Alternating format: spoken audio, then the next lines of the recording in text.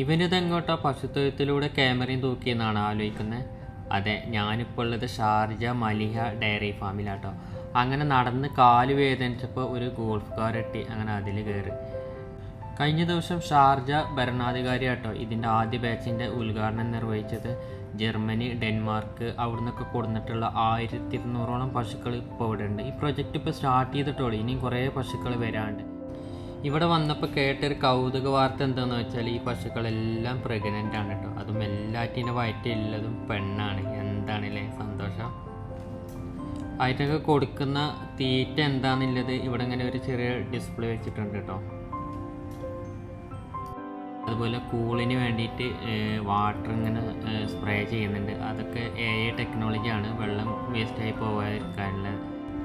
എല്ലാ പശുവിൻ്റെ ചെവിയിലേ ഓരോ നമ്പർ ഇട്ടിട്ടുണ്ട്. അതെന്താണെന്നുള്ളത് എനിക്ക് മനസ്സിലായില്ല. അറിയുന്നവർ ഒന്ന് കമൻറ്റ് ചെയ്യുമോ അതെന്തിനാണെന്നുള്ളത്. ഈ വണ്ടിയിൽ വരുന്നതാണ് ഐറ്റങ്ങളിലെ പുല്ല് കേട്ടോ. ഇതൊരു AI റോബോട്ടിക്കാണ് കേട്ടോ. പുല്ല് പശുക്കളുടെ അടുത്തേക്ക് ഇങ്ങനെ നീക്കി കൊണ്ടുപോയി കൊടുക്കുന്ന ഒരു റോബോട്ടിക്. ഇതുപോലെയുള്ള ഷാർജയിലെ വീഡിയോസ് ആദ്യം കാണണമെങ്കിൽ ഇന്നെ ഒന്ന് ഫോളോ ചെയ്യൂ കേട്ടോ. Okay, thank you.